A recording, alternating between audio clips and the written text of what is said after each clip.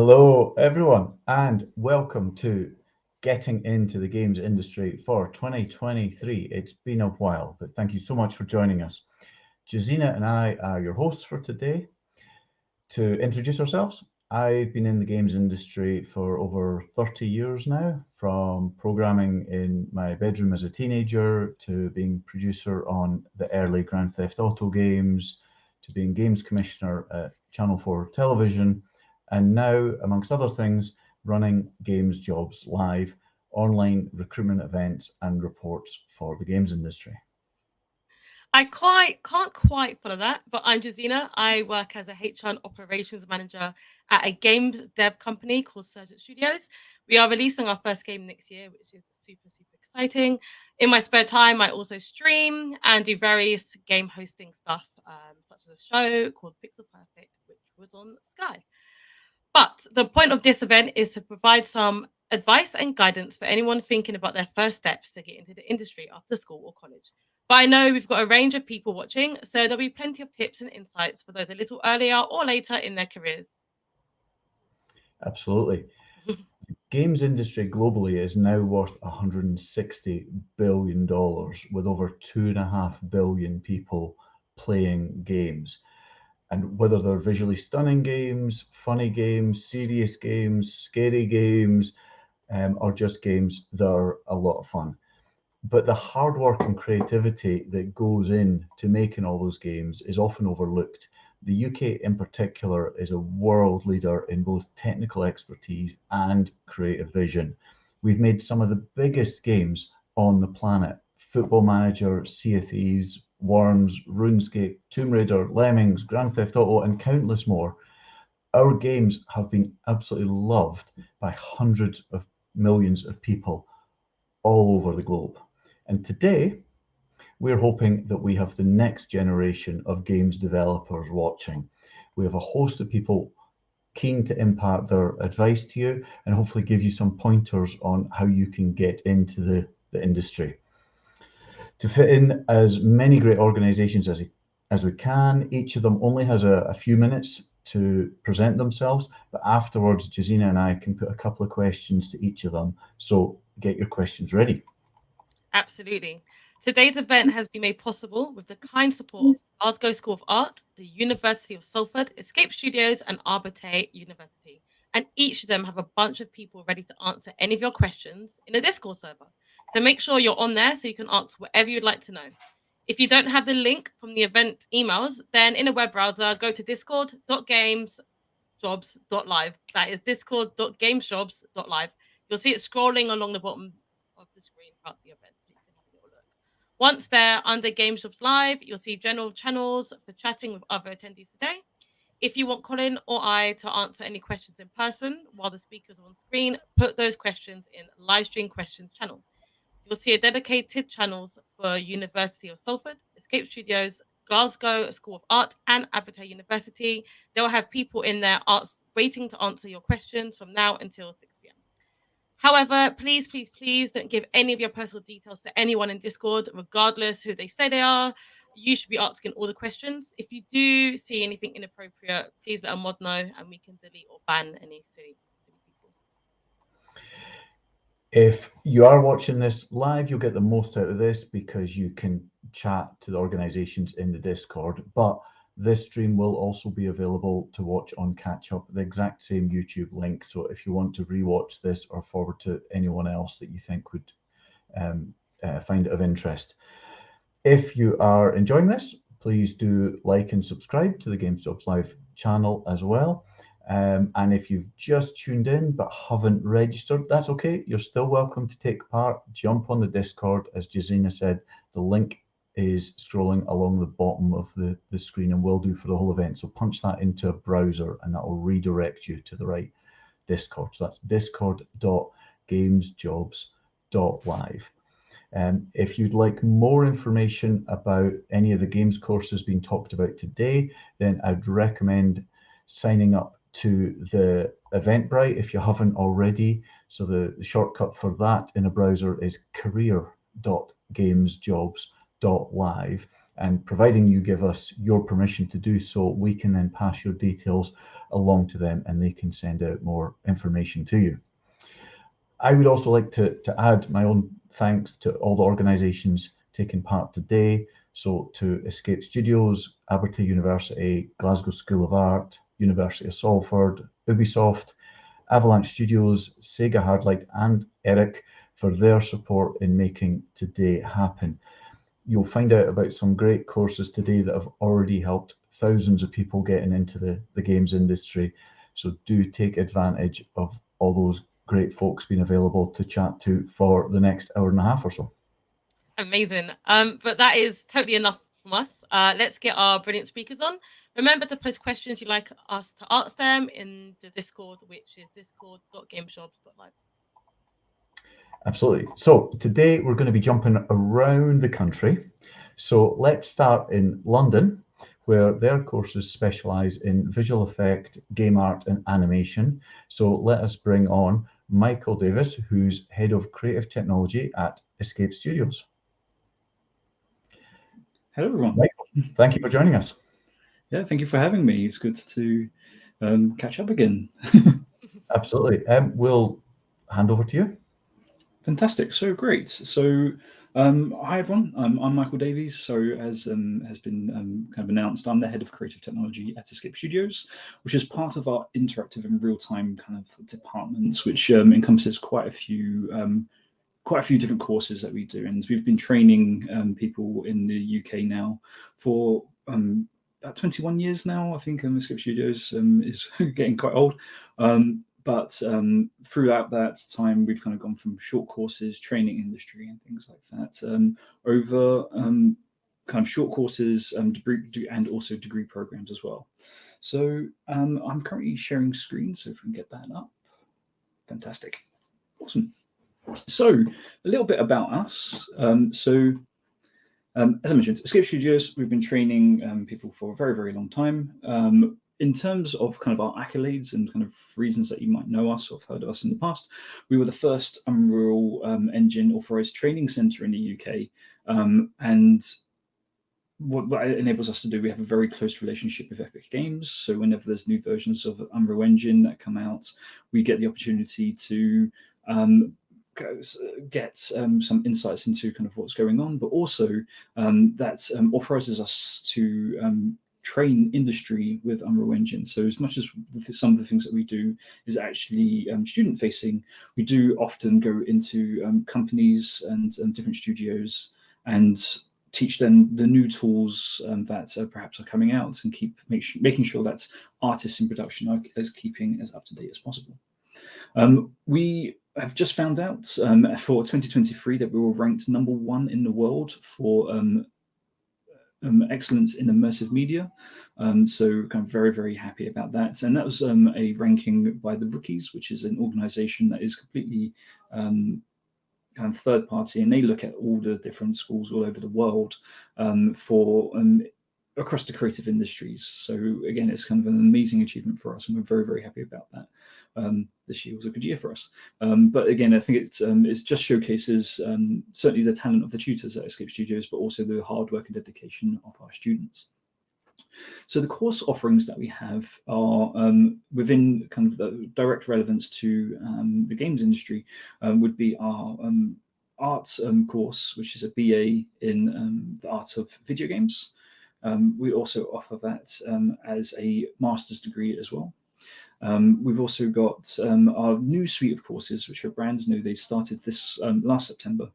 These are actually science degrees, because everything we do is kind of this kind of marriage between the arts and science coming together to create these beautiful experiences. So we've got our BSc programs in video game design, in technical art for games VFX, and we've also got a science degree in character creation for animation, games, and VFX. And our courses are designed by industry. Throughout even with the new courses that we've just had, a lot of the companies that you can see on the screen here were part of meetings. We do these meetings are quite interesting because we actually have industry professionals who come in and they will sometimes on their own, sometimes we would do like round table discussions where essentially they tell us what the courses should include, what are the tools and techniques that are kind of prevalent in jobs and how roles perhaps changing in production. So the idea being is that with their kind of know-how and what's going on, it helps us keep really up to date. We've actually got one of our boards happening now, where we've got an online discussion that's occurring with lots of professionals across games, VFX, and animation, telling us what we should be doing for our courses to keep them up to date. So again, this is just a handful of the studios who've kind of made a huge difference in the work that we do at Escape Studios. So we've got kind of a little scissor reel to show you. So for this bit, just sit back, relax, and enjoy some of the work that we've been doing over the last year.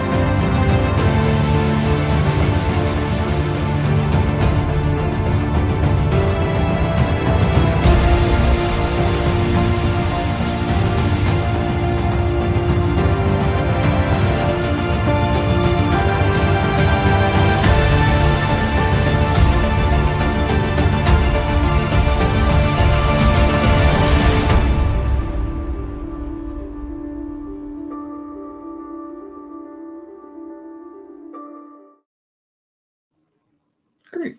So again, just a kind of snapshot of the stuff that we're doing, and that's a mixture of work that's occurred over, again, just the last year across game art and also our master's degree. As our new courses are growing, looking to have a lot more stuff in there. So there's stuff in that we're doing at the moment in tech art, for instance, which is kind of coding in Python and creating kind of these great experiences. You saw some examples in that of VR projects where there's some interactivity and things like that. There's a really fun project that we do where we get our students to create an escape room within a VR environment. So there's some interactivity. They've got to solve puzzles and things like that. And very, very excited for because we've only got currently only have our first year cohort of technical art students and game design students, where when they get into the third year and collaborate on those projects, just kind of how big these projects are going to get in the future. So we're very excited by what's going to be occurring in the coming years. So I've mentioned the courses. I've given you kind of an insight into what we do. I just want to give you just a kind of idea of where these courses take you. We often joke that you can go to any studio and you'll find one of our previous students, just because, as I say, these courses have been running for a long time. But I think it's a testament to the fact that we do keep these up to date, that it kind of really helps us. Students go into these positions.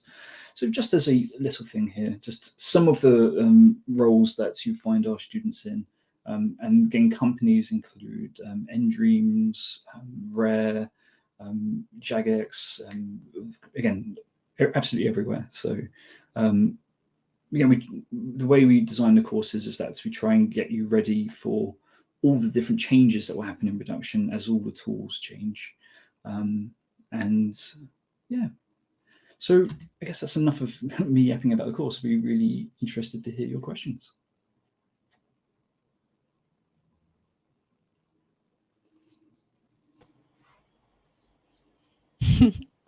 Hi, Michael. That was incredible. I was watching all the your slideshow, and can I just say I was blown away. I was like, this is brilliant. One of the questions that we had was, your courses, are they just on site? Do you have remote? Can people participate remotely? Yeah, our master's programs are remote. They have the option to be hybrid, so we still run those since COVID. It seems to work really well. We get students from kind of different areas of Europe who will kind of remote into our computers and remote into sessions. But all of our undergraduate programs are in person teaching using our equipment and making, because our facilities, again, we kind of keep those as up to date as possible as well, just to ensure that no one's kind of left behind. So that's kind of the problem with hybrid sometimes, is if people are at home, their computer may not be able to do some of the stuff we need to be able to do. And it's lonely. Yeah. Thank you. Cool. And then what sort of qualifications should people have if they're thinking about applying to Escape? Currently, compared to other institutions, the bar, there's a certain amount of UCAS points that you do have to get. It is lower than other institutions. We do look for, we do base most of our offers on your portfolio. So the fact that you've kind of had a go at this and at least tried to, there's lots of free software out there. Unreal Engine, for instance, is completely free. Blender is completely free. There's no excuses really to not even try it. If you're really that interested and wants to kind of commit sometimes 3 or 4 years of your life to doing something, it's really nice that you've kind of given it a go. And there's so much online content now in terms of even Epic Games. I talk about Unreal because we use Unreal a lot, but for Epic Games, for instance, they do have a whole library of development videos and training that are all completely free. So we really do like it when people kind of show up and kind of show us what they've been up to. Oh, that's super cool. On your projects, what kind of team projects can people expect to be getting involved in? So it depends on the course, but for our arts degrees, for instance, so for game arts, you tend to start doing your group projects at the end of the second year, and we kind of build that up. We have kind of a theme. We're kind of proud about the fact that we're based in London. So what we end up doing is at the end of the second year, for instance, we do a themed project where we take an existing game, and say you're going to create a kind of level from that game, but as if it was set in London. So it's about understanding the art style of a game. This year, and what was in the reel was that some of them we pitched the game A Plague's Tale. And the idea was being that you take a kind of slightly recognizable area of London and then rebuild that in the style of the game. So it kind of really, you learn a lot about art direction and about kind of how, because that is in essence the job. Your job isn't just to go into production and make whatever you want. You've got a title perhaps that you're working towards, and you need to know how to examine that and create content for that game. That's super cool. I can just picture myself trying to make like a scene in Peckham. Yeah, that's really cool. Brilliant, Michael. That's been great. That's all we've got time for because we've got some other people to hear from. But that's been really useful. You've got some colleagues in the Discord, don't you? Yes, I should do. So perfect. Please do put your questions in there. Absolutely. Just if you're not already on there, I know there's some chat happening on the YouTube, but you really want to be on the Discord because there's more people there, and you can chat directly to Escape Studios as well as a bunch of other people. So in a browser, punch in discord.gamesjobs.live. Michael, thank you very much for joining us. Thank you for having me.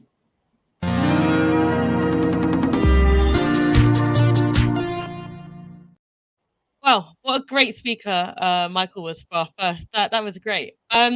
Next up, we are lucky to be joined by May Yip from Eric, an organization that helps young creatives gain experience for their portfolios and CVs throughout their creative internships, boot camps, events, training schemes, courses, and more. Please welcome May. Hi, everyone. Hello. Can you hear me okay? Oh, okay. Amazing. Thank you so much for having me. No, thank you for being here. We've got loads of questions already on portfolios, so perfectly timed. Ah, perfect. Well, shall I get my slides up and then I can... Okay, great.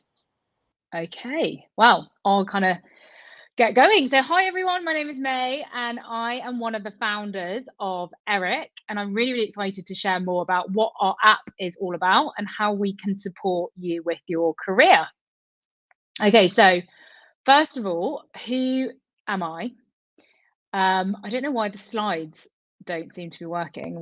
Oh, there we go. Okay, so yeah, I am May, and this is my best friend Sam. So we have been best friends since we were 8 years old, and we were both really, really creative kids growing up, like I'm sure a lot of you guys are.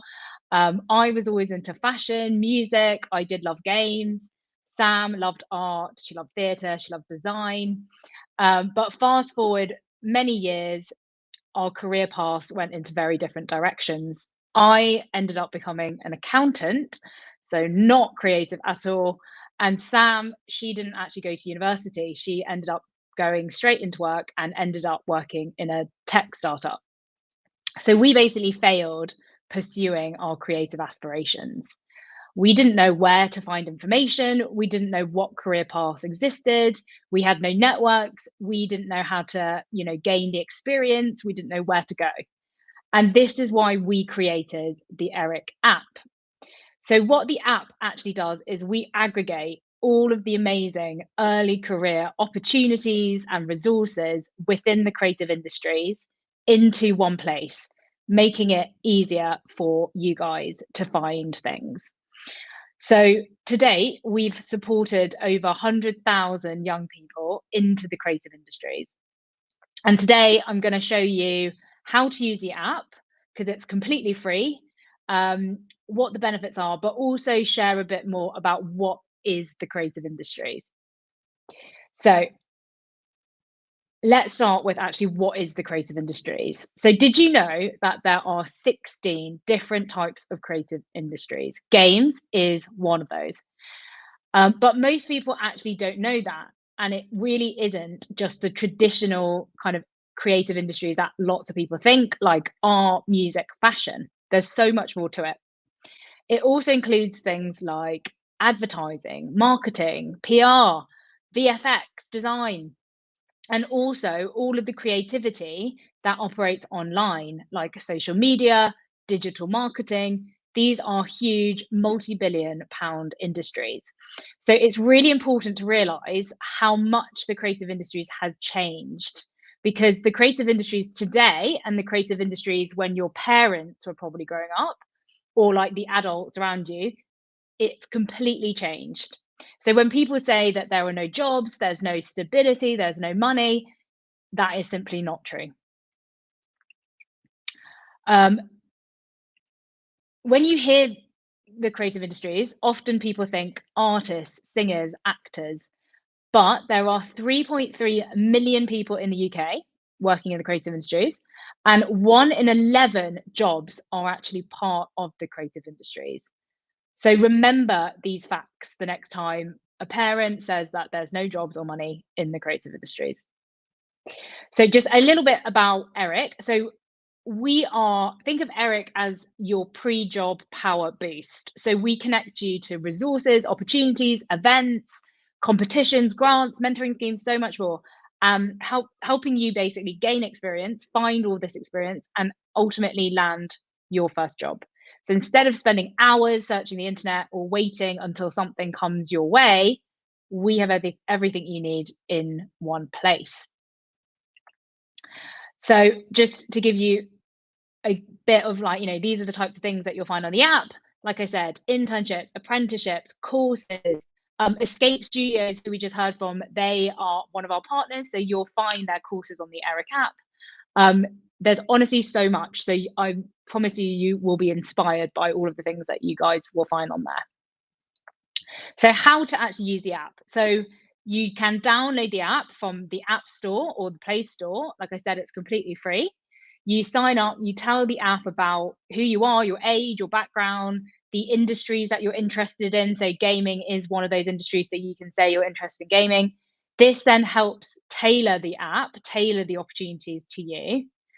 And then once you're onboarded, you will have access to a feed. So this is similar to Instagram, where you can browse, all of these like opportunities that we've matched you to. You can save stuff for later, or you can apply for things straight away. And we also update the app every single day. So there's new things to discover every single day. And then lastly, you can search for stuff as well. So you can search for keywords, for example, like gaming internships or gaming courses. You can also follow your favorite brands, organizations, and basically learn more about the opportunities that they have. So for example, Escape Studios is one of our partners, so you can follow them on the Eric app. And here is also just a flavor of some of the other partners that we have. So we work with like the BBC, Penguin, BFI. We have over 200 different employers and organizations that we work with. And how do we know that it's working? Well, we have had some incredible success stories, feedback from our community. So we definitely think you guys will enjoy the app and love the app as much as everyone else. So the one thing that I want you guys to take away is that there is a career for everyone in the creative industries. Whether it's in the games industry or whether it's one of the other industries, it is full of exciting opportunities as well, as I'm sure you're going to be learning in today's event. So yeah, I guess the last thing is download the Eric app. This is the QR code. And we really look forward to helping you along your way, connecting you to lots of amazing things. And yeah, thank you so much for listening to me today. I don't know if we do have any time for questions, but happy to kind of answer any of those. Brilliant. Thank you very much, May. Yeah, we just got 2 minutes for quick questions. Obviously, your app has a mix of different events, some physical, some online. What would be your general advice for, should people focus on one or the other, or how do they make the most of, once they find those opportunities, how do they make the most of them?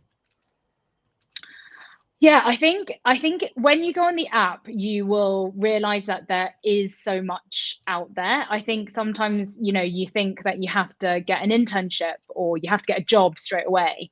And I think that's a lot of pressure for young people to think that, you need to get a job tomorrow. But there is actually so many, I think it's just putting yourself out there, going to lots of events.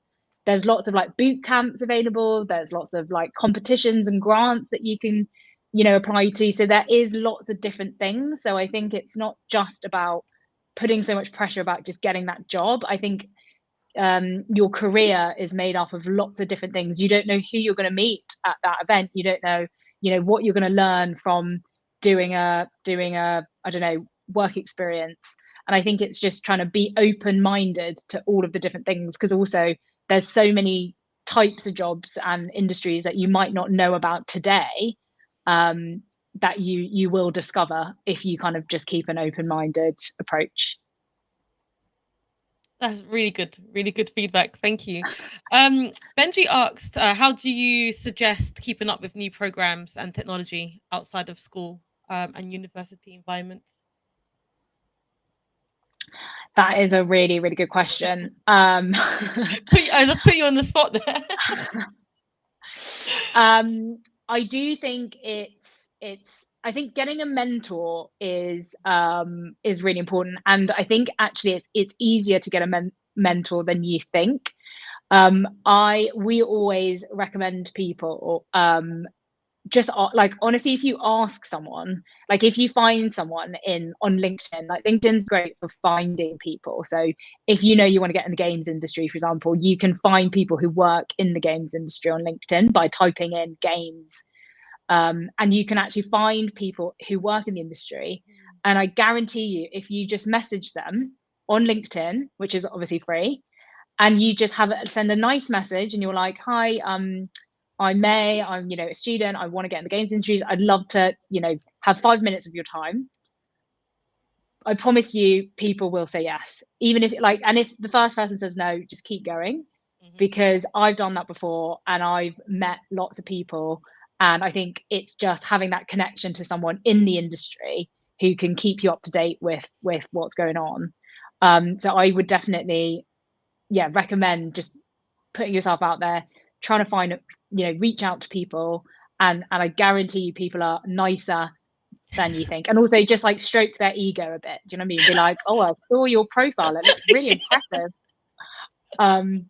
That always works for me. Yeah, that's brilliant. That is actually really, really good. Yeah, thank you. No Brilliant. worries. Mate, that's all we've got time for, but thank you so much for joining us. Thank you guys for having us. Thank you.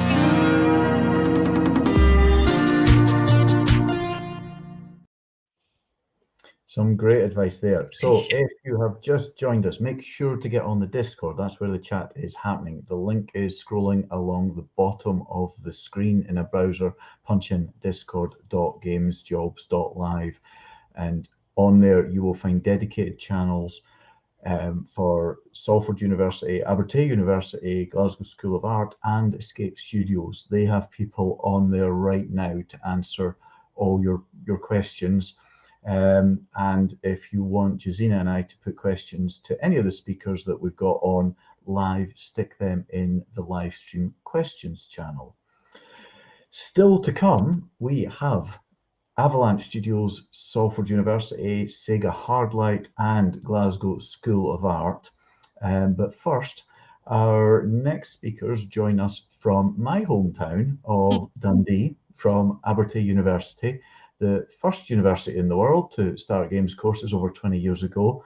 So please welcome current students, Harry and Mel from Abertay University.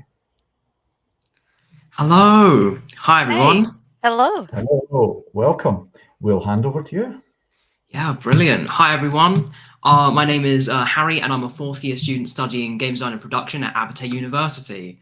So before I say anything more about Abertay and our gaming courses and introduce you to Mel, who's another one of our gaming students, please take a look at this fantastic show reel we have.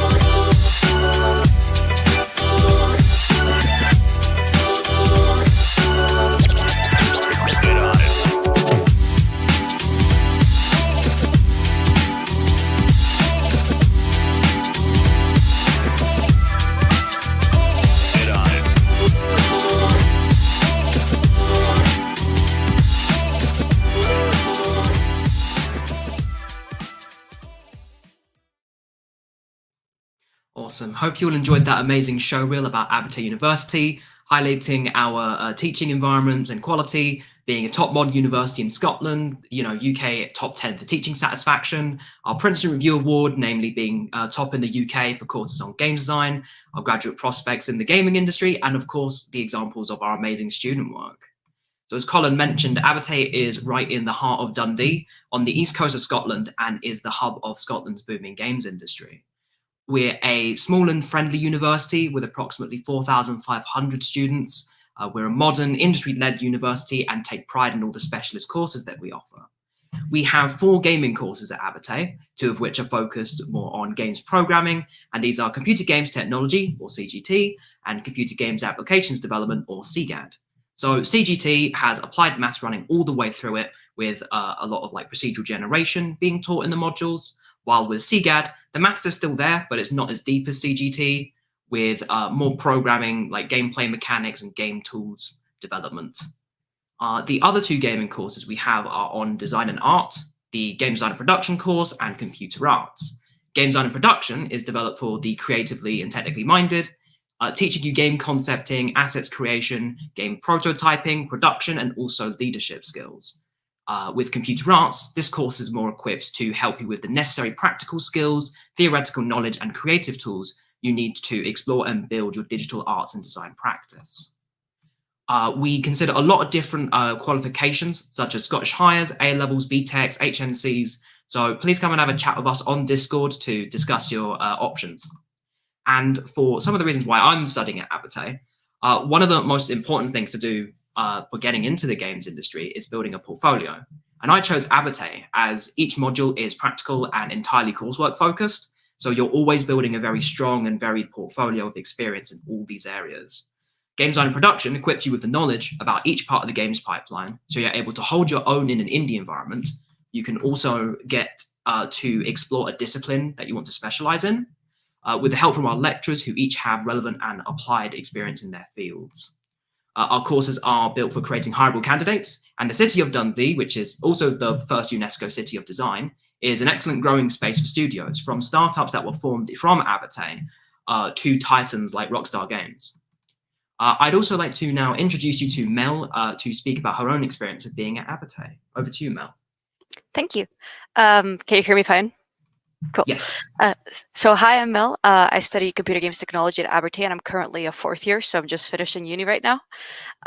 Studying at Abertay is honestly a great opportunity, since there's modules where you work as if you actually were in the games industry. There's a module called the Professional Project, where you get to work for a client as a team and experience what it's actually like to work on games with other disciplines other than your own. So if you're a programmer, you might be working with artists and designers, and you actually get to build a project together. Abertay also runs a games development competition called Dare Academy, where you get to work on a game as a team. And throughout the competition, you get mentored by industry professionals, and the finalists even get to go to EGX down in London, which is a huge games event, and they can present their games there and even try to find funding for them. I'm Spanish, and I came to study at Abertay because Dundee is a hub for games, meaning that there are many games companies in Dundee, and going to game events and meetups here is a great opportunity to meet people in the industry and even to try to get internships. That's how I got in the industry, for example. I got an industry at a company here in Dundee, and I would really recommend it for people to try to attend these events, such as this one you're in right now. GameStocks Live is great. And it's just a great opportunity to get to find connections and opportunities that you can go and try for. So yeah, that's a bit of my experience. Thank you so much. Awesome. Thank you, Mel. And I hope you all enjoyed that brief insight about Abertay University from the student perspective. So both of us are Abertay recruiters, and our experienced and very knowledgeable gaming academics are all on the Discord. So please come and have a chat with us and ask any of the questions you have about Abertay. And of course, it's amazing games courses on there. But if you have any questions for us now, we'd be happy to answer them. Thank you both. That was a really good insight. Can I ask, is there much opportunities to work as part of a team with other people studying other disciplines? Like if you're studying audio, is there much chance to work with someone from art discipline? So with our game design and with the game design and production course, there are actually option modules that you can take throughout the year. So for example, in second year, you're able to choose from a selection of ones from game narrative design to 2D art to 3D art, to audio module, and all of these allow you to really like round out your experience into something very tailored to where you want to sort of go to. But also including the professional project that involves working with the artists. Like all of these games courses all kind of collide together. I just sort of work in these really cool multidisciplinary teams. Oh, that's brilliant. That's really For good. the professional projects as well, each member of the team gets to choose their role. And that way, like if someone is in game design production and they want to try audio, they could do audio for the game. And yes, just basically just everyone interacting and seeing what it's like to actually work as a team. I like that, like proper game industry experience. Great. Great stuff. And then I know, I mean, like most universities, there's this sort of game development. There's a game development society and other things people can do beyond just what's on the course. Can you tell us anything more about that? Yes, I'm actually the vice president of the Game Development Society this year. It's more of a way for people to get together to either play more games or to improve their craft. We do multiple big game jams every year. We do Global Game Jam, and we recently just did the Freshers Game Jam at the beginning of the term and the Halloween Game Jam. From combining both of them, we had about 40 to 50 entries. We have play parties providing pizza. There's lots of awesome stuff to join societies, and even going beyond games as well. We can do you can join different societies like the HEMA Society, which is like a Renaissance martial arts. as well as, you know, archery, like literature. There's lots of ones out there, but those are the ones I really like. Thank you. Sorry. No, Just gonna mention as well, on the Game Development Society, I was also vice president last year. There's also plenty of talks from people in industry. We had Freya Holmer, who's a graphics programmer, on last year, and we had people from Ninja Kiwi come in and do talks, and it's just really good opportunity to actually get to ask people in industry what it's like being in it. So definitely, if you come to Abertay, join it. Thank you, Harry and Mel, for your very niche insight into the university life. Really appreciate it. Thank you. Brilliant. Thank you very much. Thank you.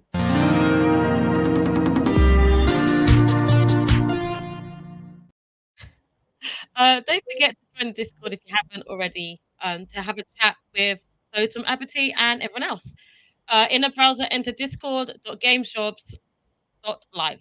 Next up, we have a studio that has offices in both Liverpool and over in Sweden, and are responsible for amazing open world games like Mad Max and the Just Cause series. Please welcome the art director of Avalanche Studios, Alex Perkins.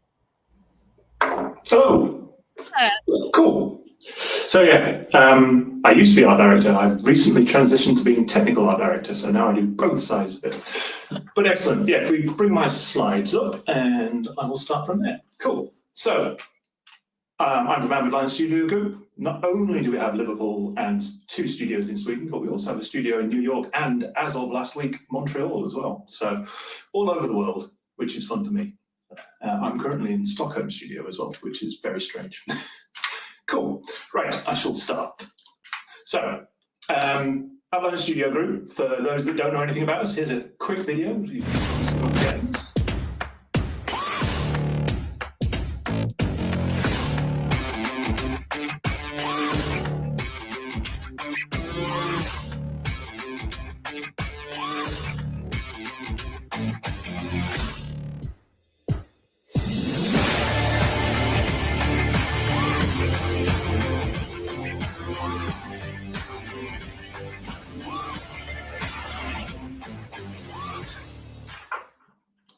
Excellent.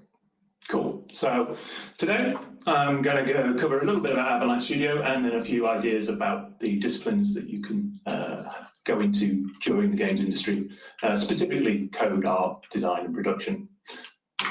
So, Avalanche Studios Group, we're 20 years old as of last week. We had a big, not last week, last month, we had a very big party where we all enjoyed ourselves in Sweden, and everyone flew over from all over the world to have a good fun time. But we specialize in open world games, and we've made many of them, very large explosive ones like the Mad Max and the Rage 2s and Just Cause, but then small, more intimate games which have a slower pace like the Hunter and the Angler, where you wander around worlds, exploring them and doing the sort of outdoor activities that you'd expect. We opened a studio in Liverpool about 3 years ago, and I was one of the founding members for that studio. And as I say, we've just bought a new studio in Montreal as well, so we have opportunities all over the world. So, games in itself. Many of you might not realise that games is currently a $180 billion industry, which is 50% more than films. It's one of the reasons why I spend a lot of time arguing with politicians about how we should be supported in the same way the film industry is in the UK. It generates very stable careers. There's nearly 20,000 people in the UK who work professionally in the games industry. And then, yeah, there's a bunch of ancillary, probably 6,000 to 7,000 people that work just supporting that development process. The average 20-year-old probably earns about 20% higher than the average national wage for that age group. So it's the possibility to make a reasonable living, especially at a younger age once you demonstrate your skills and got into the industry. The skills themselves are vast and varied. Artists, programmers, designers, animators, musicians, sound technicians, producers, testers, translators, voice actors, community managers, photographers. I could keep naming more and I'd still be missing people out. And not only that, but all the support roles that I mentioned before, like marketing, accountancy, HR and IT as well. So there's plenty of different paths that you can go through to actually be part of the games industry.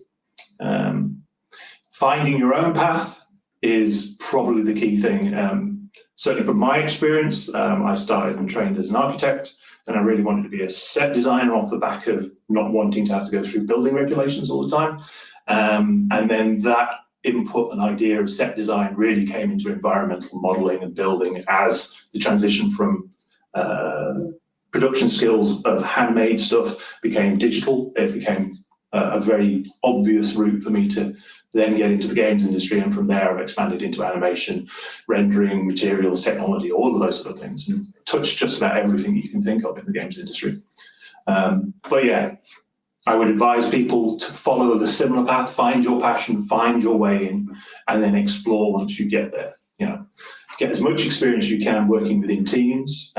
You know, the Abertay example is a really good one. The way that they interchange teams and work together is something that is very similar to how feature teams and projects work when you have people dropping in and out, moving from system to system, trying to level up. So that approach is very applicable to accelerating your understanding of your roles within the games industry.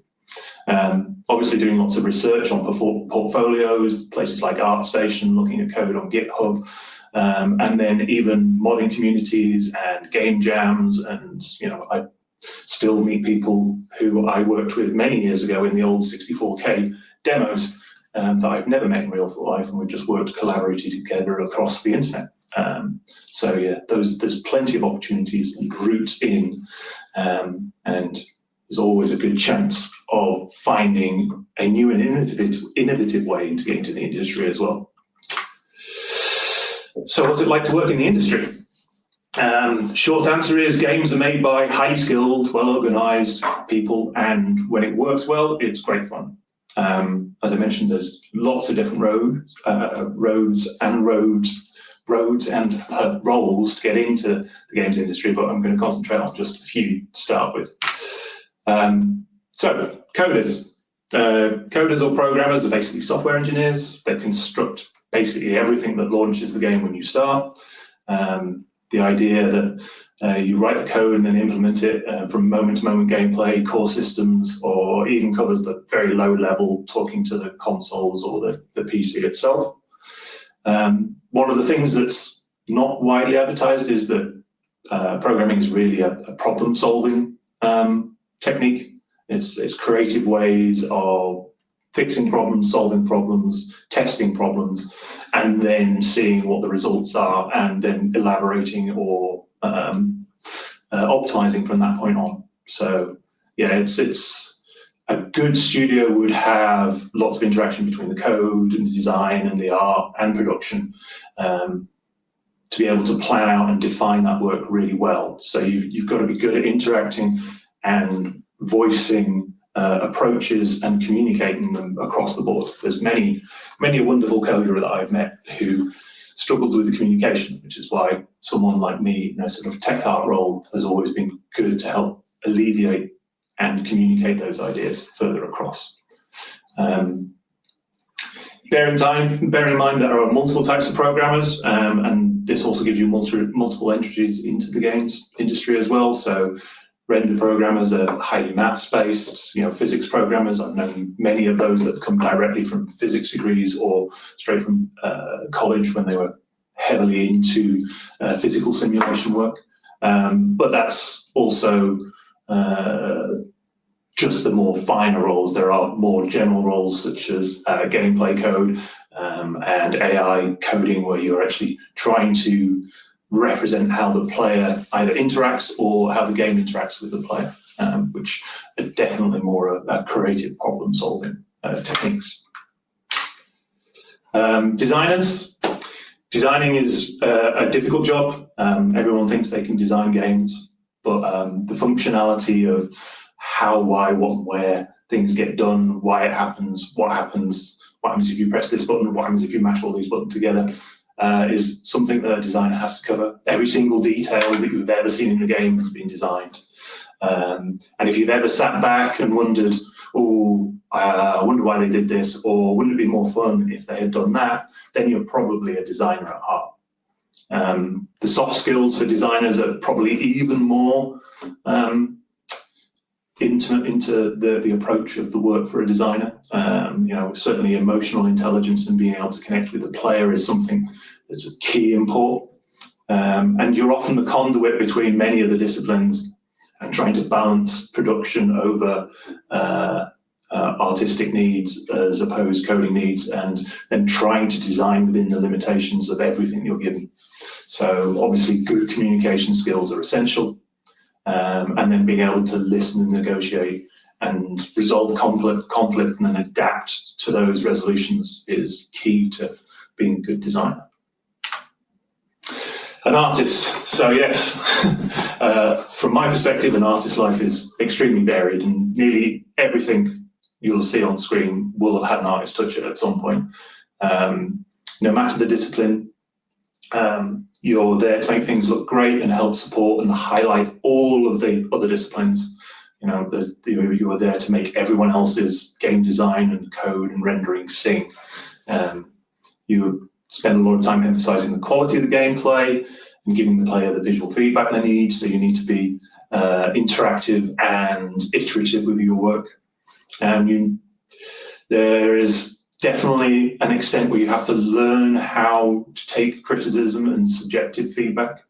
You are heavily integrated into that whole process, and there's so many disciplines within it, varying from end to end.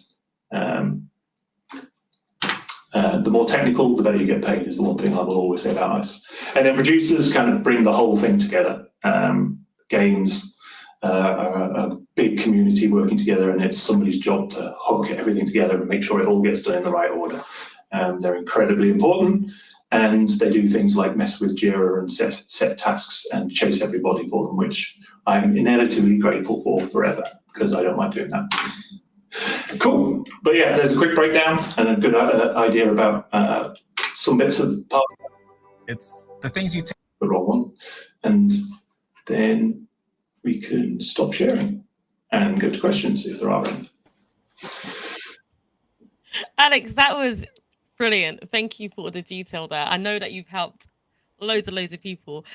We've actually had a few questions, like portfolio questions. Is there anything that you think really makes a portfolio like stand out? Certainly nowadays, building your own assets and showing the quality of surface and material in those assets is a good one.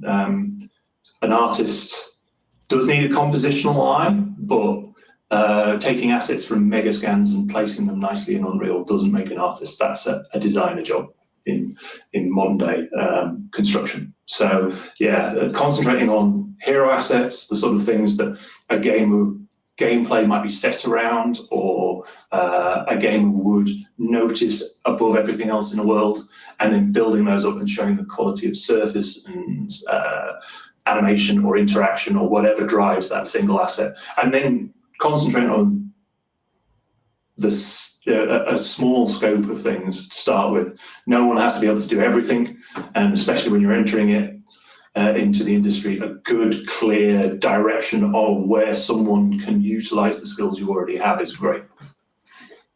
That's brilliant. Be specific. That's very good. Thank you so much, Alex.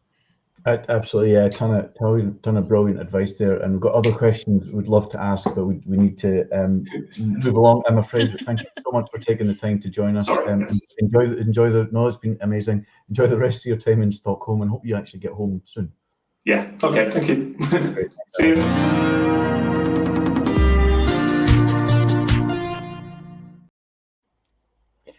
Brilliant advice from Alex there. So keep those questions coming in on the Discord. The link is scrolling along the bottom of the screen.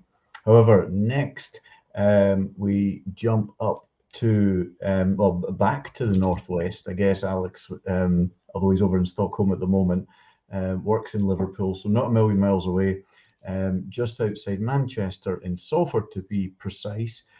Here from the University of Salford is Mick Lockwood and Nathan Bowman. Hello, everybody. Hello. Great. It's great to be back to talk about our wonderful course again. Lovely to see you all. Thanks for coming back. It's great to have you. Over to you. Okay. Can you get our slides up? Is that okay? There we go. Yeah, so it's lovely to be here today, and we'd just like to tell you a little bit about the course that we run here at Salford University. I've got quite a few slides to get through today, so I'm going to go through them really quick because we're limited for time. I thought it'd be good to have all these things up there. There's a lot of information. Salford University, first question is, where's Salford? So a lot of people, there's a lot of confusion. Salford's Manchester. Salfordians wouldn't like you saying that, but Salford's Manchester. So you can get into Manchester City Centre in 10 minutes on the tram, and it's a great place to be. We get the next slide up there. So where we're based at Media City on Salford Quays. It's a wonderful place, got wonderful buildings, wonderful facilities. I'm going to show you quite a few slides about the facilities that we've got. So we've got Media City, and then we've got New Adelphi building as well, which is on the main campus. So there are two multi-million-pound buildings that have just been built with some fantastic facilities. So the facilities that we've got at Media City, this might seem somewhat irrelevant, but you'll understand why I'm showing you these in a minute. We've got some fantastic media-based facilities, TV studios, galleries, and we've got radio studios, recording studios. Some fantastic facilities. We've got set development facilities, a full TV setup for anything you could possibly want. But this is the interesting thing, that the reason I've showed you those other slides is that we're getting into a lot of virtual production recently, and we've got full mocap, full Unreal-based real-time virtual production. And being in this environment, in a collection of courses that have, I mean, everything's convergent nowadays and everything's coming together, and being surrounded by TV, radio, animation, digital media is fantastic in terms of students meeting each other, sharing ideas, sharing understanding, and just being in a great place. Next slide, please, Nathan. So yeah, so we're based over 3 floors, and we just got, you know, wonderful facilities, wonderful classrooms. Loads and loads of computer labs. We've got too many computer labs, really. We've got as much kit and as much computing power as you could possibly want, and they're vastly underutilized. So you've always got access to facilities, you've always got access to kit, always got access to software, and that's open till 10 o'clock every night, 7 days a week, and you can come in at weekend as well. We've got these digital art labs as well. We've got Wacom tablets, and you know, you can go and hire out kit and borrow Wacom tablets and take them home and take computers home, and we're just spoiled. Next slide, just a little bit about maker spaces. We've got some maker spaces where you can make things and build things, and we like doing that. We like making things. So next slide, please, Nathan. So we're a great community here at Salford, very, very welcoming, very diverse. You know, we're a great bunch of students, and we like to make people feel welcome and at home from the moment they arrive. Pastoral care is something that's really, really important to us. So we develop students over time. We get to know our students. We know our students personally, and we get the most out of them by being close to them and nurturing them along. We're a culture of making. We make things. We want to make things at Salford. We don't just want to talk about, write big documents. From the day you arrive, we want you to make things. We want you to make games, make art assets, get into programming, technology, build things. We like making things. In order to do that, we embrace technology, and we have great maker spaces. In the first year, you do a little bit of electronics, a little bit of Arduino, a little bit of processing. We build interesting things, makey kind of thing, you know. In the same breath as well, on the flip side of that, we're very invested in and very passionate about traditional arts practice and getting down to the fundamentals of art, and getting our hands dirty, actually drawing things, making things, mark making, visual arts, sculpture, anything that's traditionally art-based, we're really, really passionate about. And we try to build a digital Bauhaus. That's what we are. We're a digital Bauhaus. We, in the first year, are exposed to all these different facets of technology and arts practice and design and games development, and we want to create a rounded individual that's capable and competent. So how do we get there? We have this model of our road to aceness, where we want everybody to be ace, which they are, and these 3 strands that we focus on: creative arts practice, computer science, and this consistent design production process that runs through all the modules that we deliver. We have this notion of making products, as I've said, and we use agile methodologies, and we use standard practice, industry practice, to build stuff and make stuff. Something else that's interesting to talk about, we're a gateway program. or we think of ourselves as a gateway program. And this again is where being surrounded by animators and media professionals is a great thing. Where we are in Salford, where we are in Salford and where we are in Manchester, within 5 miles of where we are now, there's probably 200 companies that do everything from AAA games companies to indie studios, advert games companies, digital media companies, media production companies, animation companies. There's all sorts in Manchester, and just because you set off on one trajectory doesn't mean you can't go in another direction. And the probability of you finding a job is vastly increased with the opportunity that just getting our job, any job in the digital creative industries, is an important thing. So very quickly, just looking at the modules that we deliver across 3 years, year 1, year 2, year 3. We have a games development strand that runs through all our years. We start off building board games. Those very quickly become digital 2D platformers. We get into first person, third person. Visual arts is an introduction to traditional arts practice, sculpting, sketching, mark making, idea generation, design process. That leads into the second year into digital graphics. It's the same philosophy, but this time it's digital 2D art, Photoshop, Illustrator, all that kind of stuff, really cutting your teeth as a graphic designer. Entertainment technologies is an introduction, as we looked at before, electronics, Arduino, basic introduction to programming. Second semester, introduction to programming is in Unity, C#, building 2D platformers. All of these modules are linked, all these modules are related, they all feed into one another. Second year is where you take an option. So everybody in our first year does a little bit of programming. Everybody does a little bit of art. We're not in the business of failing first year students. We want you to have a great time. We want you to understand both sides of that equation. But when you get into the second year, you take an option. You can see on the right hand side there, you either go down the hardcore programming route or you go down the hardcore art route. To the left of that, you can see gameplay development and advanced gameplay development. Again, first person game, third person game, gradually getting more and more complex, spiral learning. Human computer interaction, quite unique for a games course. We look at usability, UI, UX, interface development, and Sprung Studios in Brighton is half of the people that work there now are from Salford, and they specialize in UX for AAA games, and this module is what's allowed them to get into that. I'm nearly there. Digital narrative technology is all about marketing, branding, 3-act stage structures, Shakespearean plays, storytelling, environmental storytelling, that kind of thing. Finally, in the third year, you build a game, any game that you want to build. You get into groups, you work with whoever you want. You can build any game you like, first person, shooter, RPG, whatever you want to build. Creative portfolio, all about putting people into jobs. Really passionate about putting people into jobs. That's what I do, preparing people for the workplace. We deal with that in that module.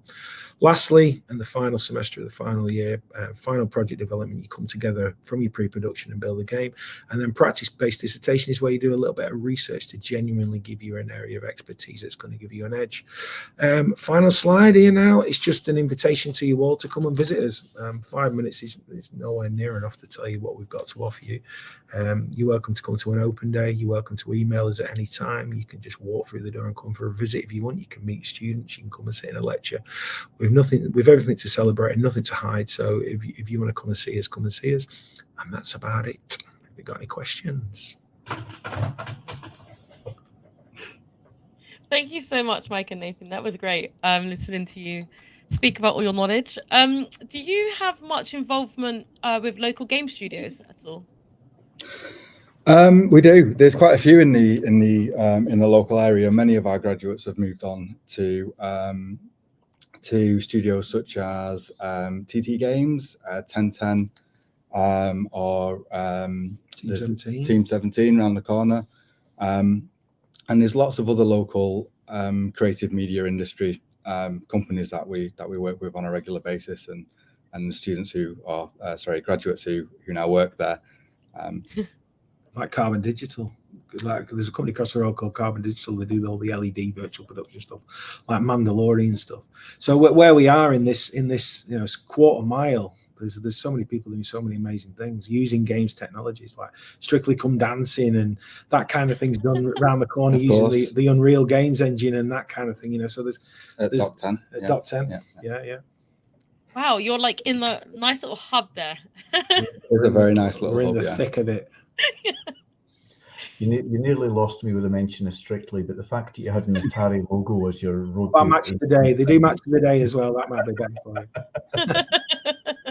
All good. I wanted to ask about societies as well. Is there a game dev society, or what else sort of extracurricular stuff goes on? So the student union runs all of our societies. I can't speak off. I haven't really checked specifically within the last few months what's going on, but I know we do have a board gaming society. There are things like anime societies or film societies and such. There's definitely an esports society. But as far as the union is concerned, if there's enough people interested, there'll be a society. There's no reason why they can't go about doing that. But yeah, many of my students are active in esports society and board gaming society, etc. D&D. And in terms of extracurriculum, we talk about coming to university isn't enough. This is vocational. This needs to become your life.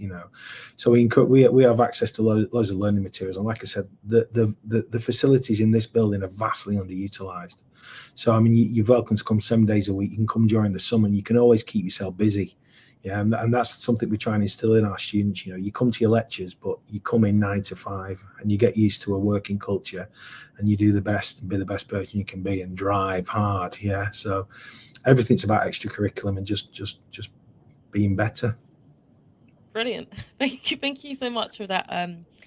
Your advice, especially that last nugget of it. Really helpful. Thank you, Mike and Nathan. No worries. Great. Thank you very much for your time this afternoon. You've got folk on the Discord, so people should jump onto the Discord to chat to you. We will. Absolutely. Thanks a lot. See you all. Bye. Coming soon.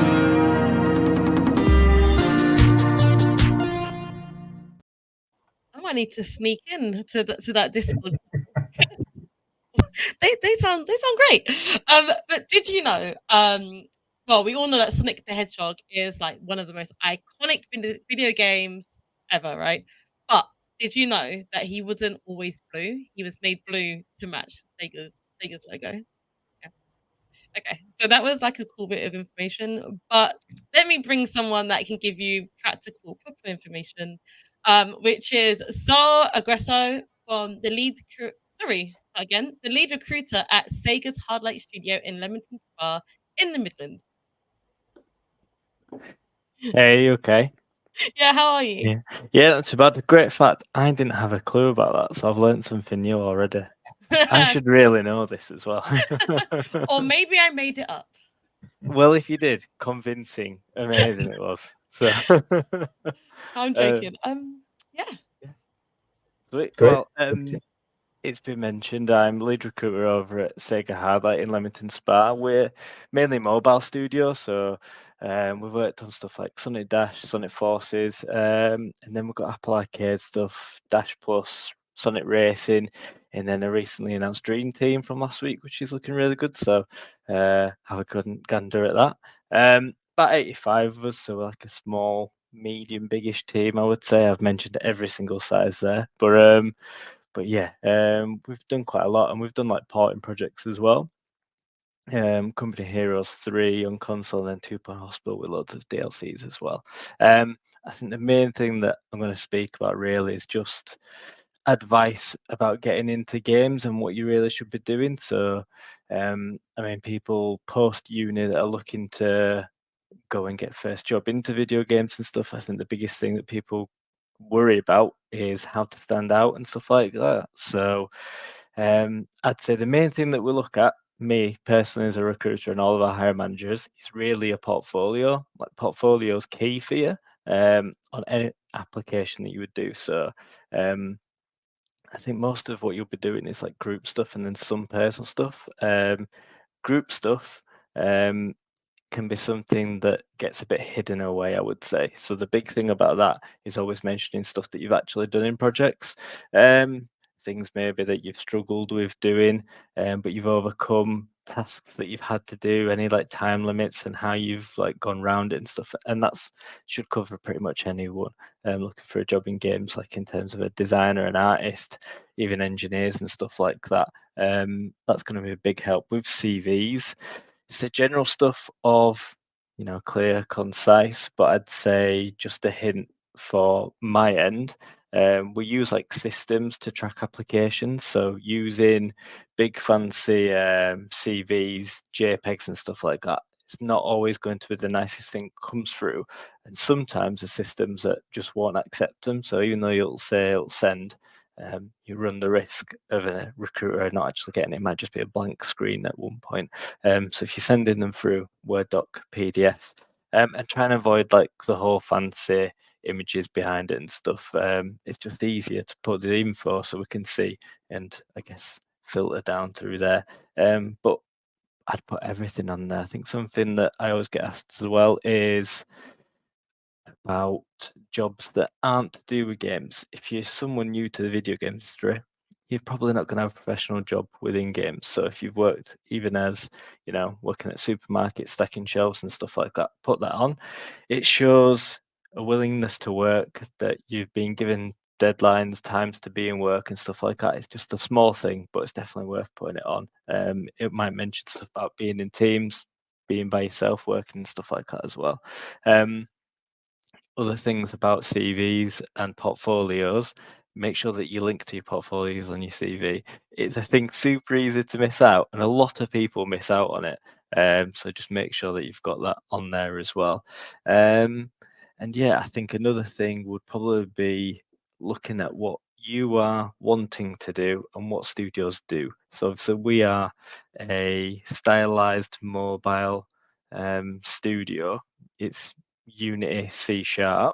When people come to apply to us and they are hard surface weapons artists, it's not really the right thing. So just have a look at stuff like that and I guess find out where your skills are most needed. So if you like doing more stylized, text, like small text type of environments in Unity, you wouldn't be then going to like a super realistic Unreal Engine type of place. You would be maybe looking at somewhere like us. And another thing on CVs, which I think is probably an easy thing to go ahead and do, and we all hate it as recruiters and for the hiring managers, is skill bars and percentages. Don't say that you are, 8 out of 10 in Unity or anything like that. Just say that you've got the skills, and that's it. We work in an industry that's continually evolving and changing, and like with engines and with certain techniques, you will always have new ones. So there's always going to be things that you are going to want to I guess learn about just as you go through your career. You'll learn about new processes, new tech that comes in as well.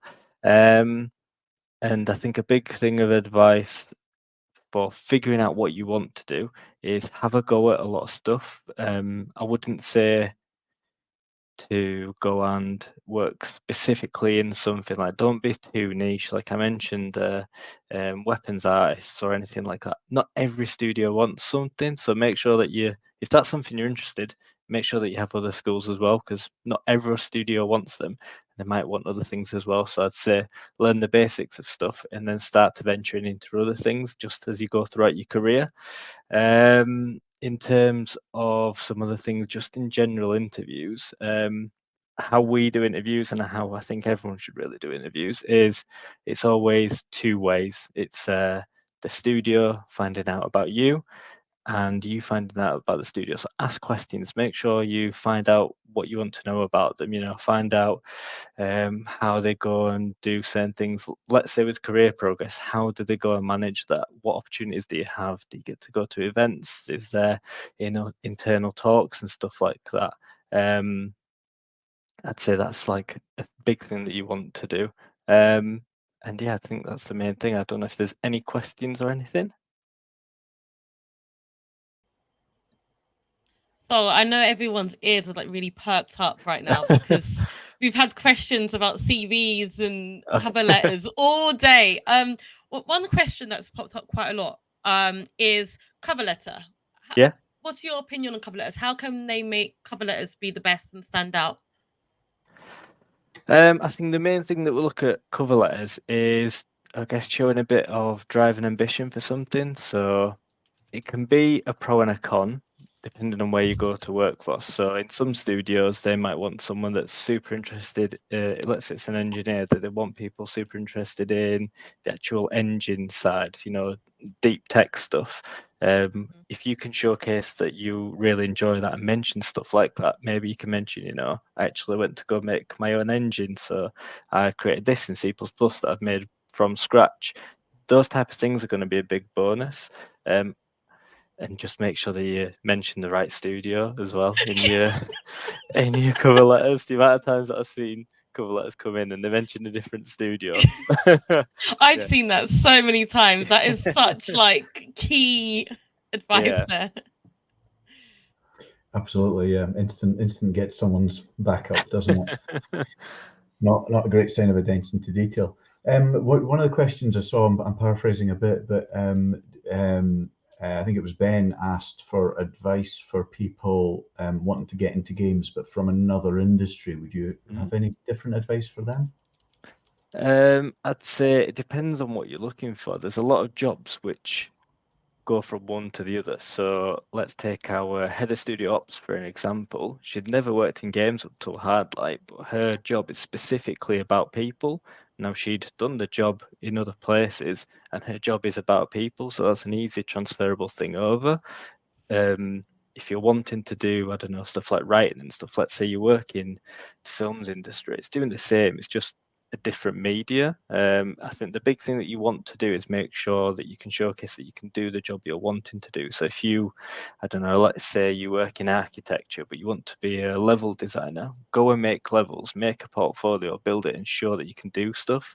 Mention processes of how you've gone and done it and how you've learned about certain things, you know. A lot of level designers might use like mood boards of, you know, saying, you know, oh, this is mainly artists really, but, you know, I've had this idea from here, you know, we want to create this character, they'll have this because my imagination for the story is, you know, they'll be in this sort of environment, so it doesn't make sense for them to have this, but this instead. I'd mention stuff like that. If you want a job, make sure that you research what you'll be doing in it and just go and try and do it. I'd say the best thing that you can go and do is go and attempt it and skill up. And there's loads of Discords and stuff as well, where you can go and chat to other people in the same scenarios you are actually in games that can go and help you as well. I think the good thing that we have in this industry is there's a lot of people that are more than happy to help, and there's a lot of people that if you reach out to them, they'll say, yeah, I have 10 minutes here and there, and there's lots of places that you can go to for that. Yeah, that's really brilliant. Sorry, I can't even talk anymore. Brilliant advice. Thank you so much, Sol. I appreciate it. Yeah, no worries. Well, thanks for having me, guys, and I'll let you go. Absolutely.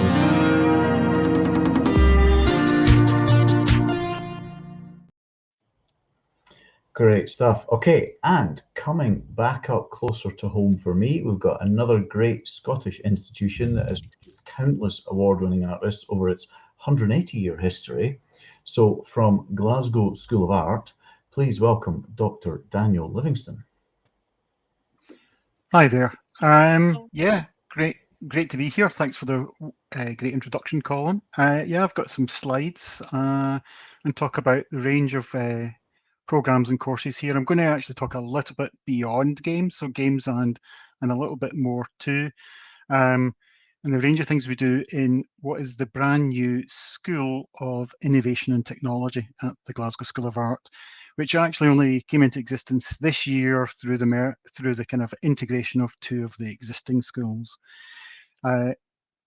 Which does mean that we're still working on our new website. So some of the things online is we're trying to get all our information up there for as soon as we can, but some things are still a little bit trying to get them all sorted out. I'm not going to talk about all of the programs we run in the School of Innovation Technology, focusing on the ones that may be more relevant. So we have a BSc in Immersive Systems Design that's got two pathways, 3D modeling and games and virtual reality. We have a Bachelor of Design in Sound for Moving Image. This one only teaches in years 3 and 4. Does include a little bit of interactive audio within it, so some relevance if anyone here is more interested in the sound side of games. And in the postgraduate programs that we offer, we tend to do more kind of applied uses of games rather than games as such. So there's serious games in virtual reality, which really does look at a wide range of applications of games beyond entertainment. Heritage visualization, which uses game technology in the heritage and sector for, documentation and visualization. Medical visualization in human anatomy, which we teach with the University of Glasgow, and again a master's in sound for the moving image. So it is a slightly different range of programs. Some of them are a little bit more kind of really focused on different applications of the technology, going beyond just the game industry itself a little bit.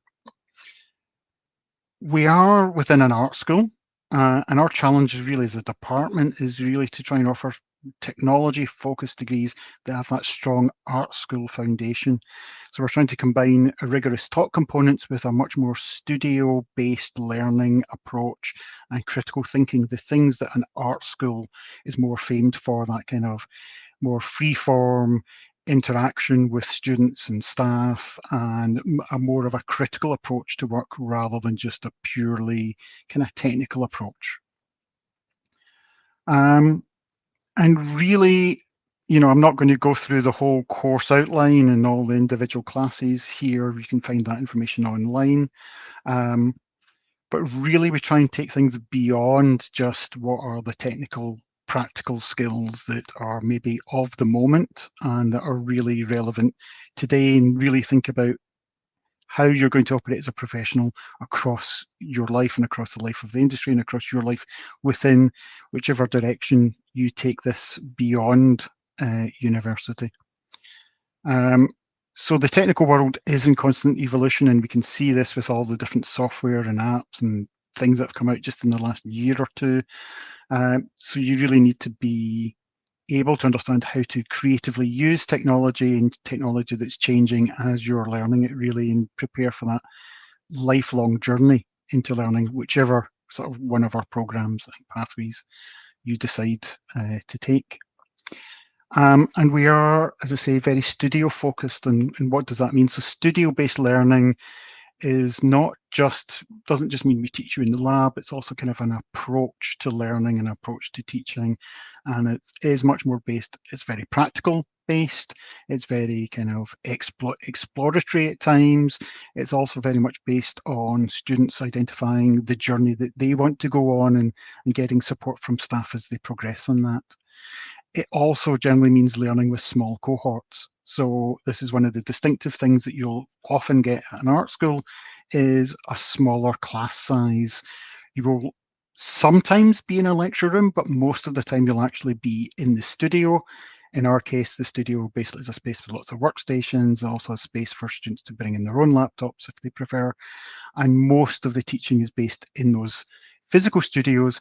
But as I say, studio learning is also a kind of an idea and an approach to learning and an approach to work that can take you beyond your learning there. And so we're based at Glasgow Specific Quay, which is near the BBC here in Glasgow. We have a high ratio of workstations per students, dedicated extended reality studio. We have Dolby Atmos dubbing studio, ambisonic sound lab on the sort of sound side of things, and all students get access to Adobe Creative Cloud and all the required software. A lot of, it's been mentioned earlier, a lot of the required software is available free for everyone anyway. So, but other software we make available to you. Some of our student successes and different directions include, for example, Austin Wolf is one of our current PhD students. He did the Masters in Serious Games with us. He won the International BAFTA, Hugo BAFTA for Immersive Project just last year. And that was, as I say, international awards. He was invited out to Los Angeles to collect the award, and that was against hundreds of entries from literally all around the world. And he actually currently has one project available on Steam and two projects that have been in film festivals, VR film festivals, just now or just in the last month.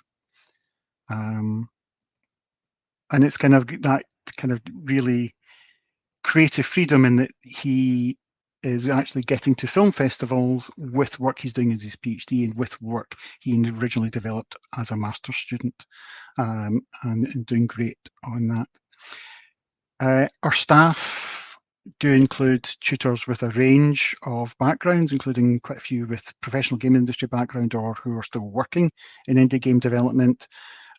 We have researchers working in various areas of visualization or interactive storytelling, professional music, audio production, and our graduates.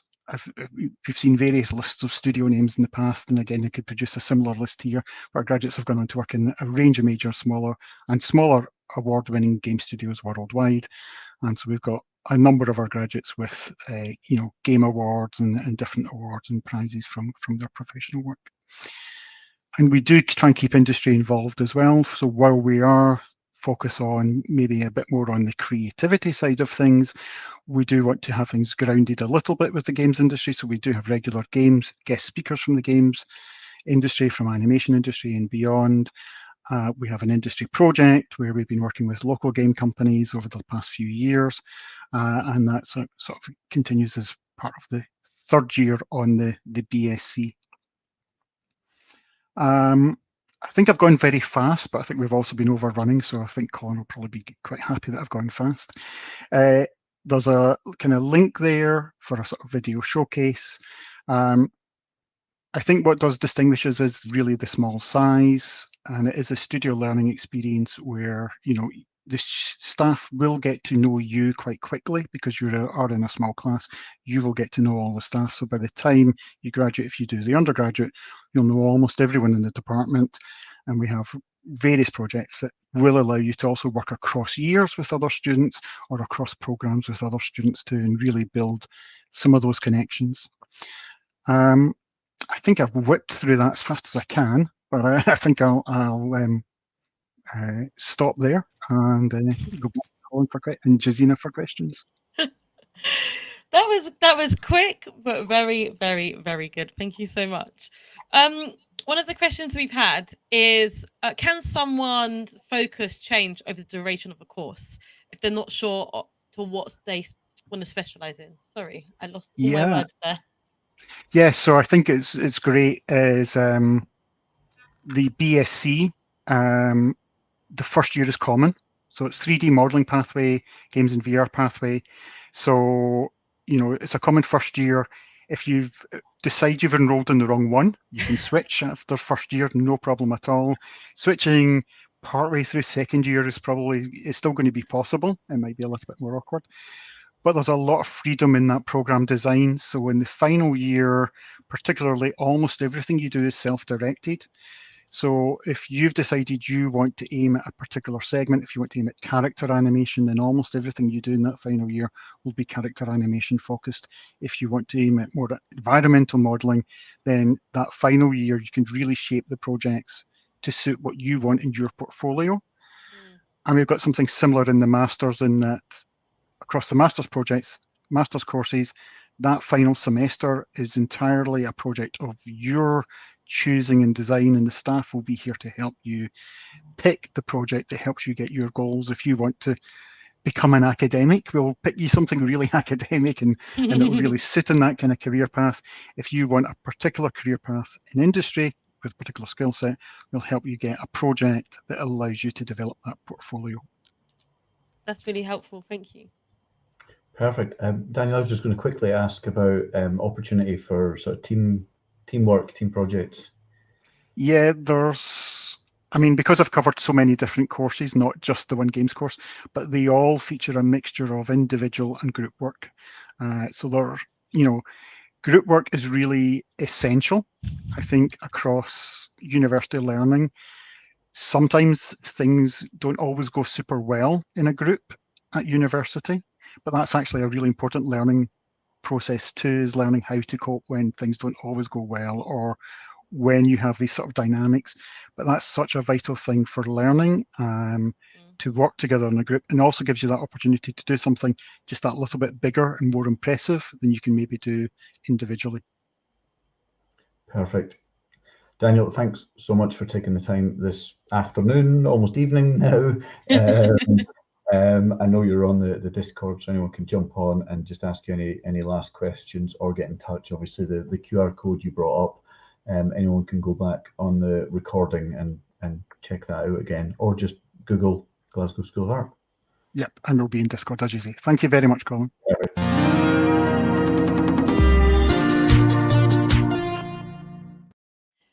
Yeah, brilliant, Dr. Daniel. Absolutely brilliant. And as Colin mentioned, he will be in Discord. So if there's any questions, we can get around to pop in there. But last but not least at all, we're going to jump to Ubisoft Leamington to hear from Joshua, who's a junior tech designer there. Hello, how are you doing? Good, how are you? I'm doing very well, thank you. Thank you for having me here. It's my first time doing this. You're going to smash it. And on that, take it away.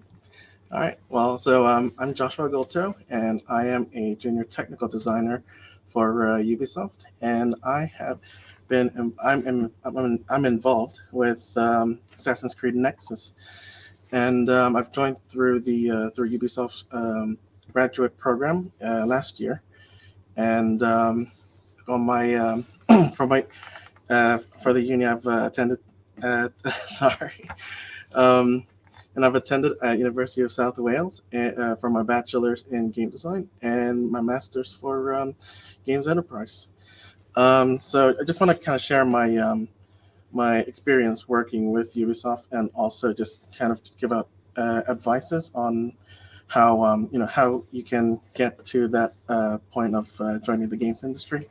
So as my for my role, it mainly entails on helping out with getting the technical aspects into our games, and helping out with optimizing them as well. And generally we communicate. We kind of bridge the communication with artists and programmers. And so far my experience with working with Ubisoft has been pretty great. The environment has been pretty friendly, and it's pretty cool to communicate with other colleagues from around the world, sharing interests and such.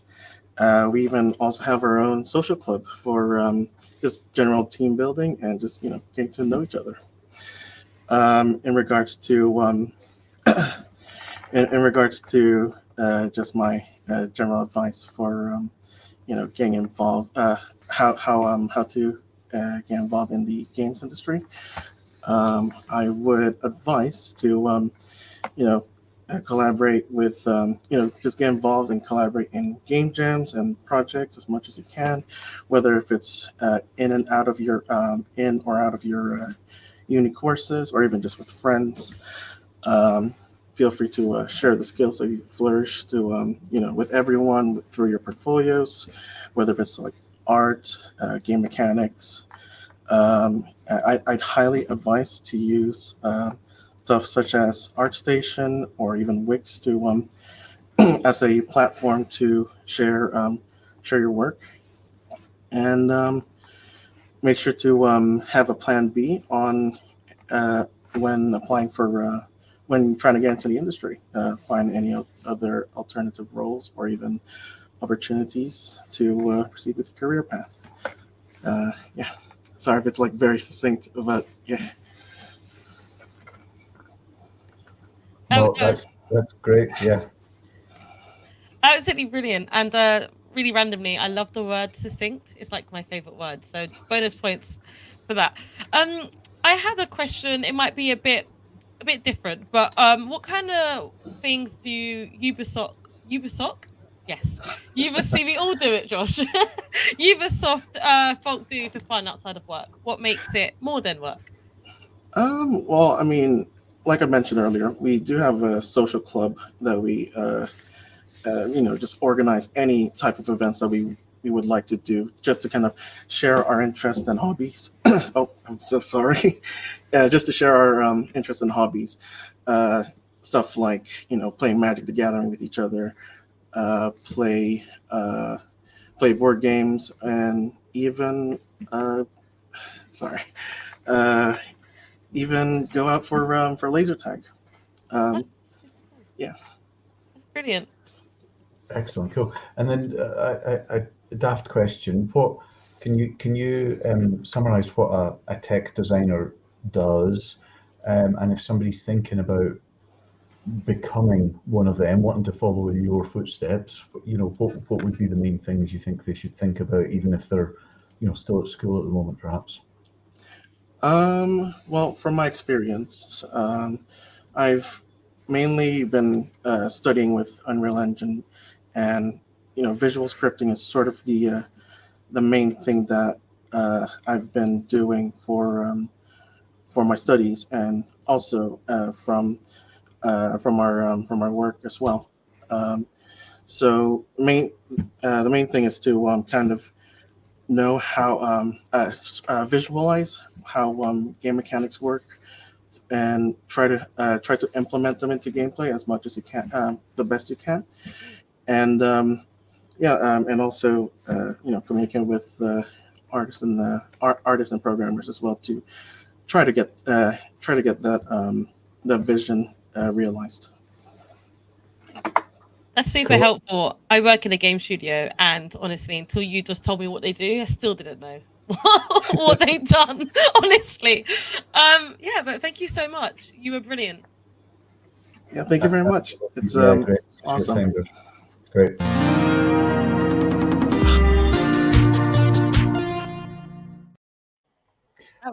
Wow. So many speakers. I feel bad that we've had to keep it so short because there's just so many amazing people and so much great advice. But hopefully people have taken advantage of the Discord and got extra answers to some of the questions there. So that is us. We are done for the day, unfortunately. We have heard from an amazing array of organizations, some incredible advice. So we really hope that helps everyone on their journey into the games industry. Yeah, 100%. It's been great. And many thanks to all the companies that have taken part today. Ubisoft, Avalanche Studios, Sega Hardlight, and Eric. And to Escape Studios, Glasgow School of Art, Abertay University, and the University of Salford for their support in making today happen. Please, please, please do go to chat to them. Absolutely. If you enjoyed this, please do subscribe to the YouTube channel. It's been a little while since we've done an event, but hopefully we'll do more GameStop's live events. And check out our website, www.gamesjobs.live, where you can also sign up to a free weekly newsletter that has a bunch of different resources and details of all our future events. And thank you so much to Elspeth for helping to keep the Discord relatively sensible. Escape, Salford, Glasgow, and Abertay are on the Discord for a little longer, so make sure you get all your questions in. And I would just like to say a final massive thank you to you, Jazina. You've been absolutely brilliant again. Thank you so much for joining us this afternoon and adding your perspective. And I'd also like to thank Lucy, our engineer, who's been running the show from behind the scenes. So thank you very much to you both. And on that note, we will call it a day, but we really hope to see everyone in the games industry soon. Thanks for watching. Thank you.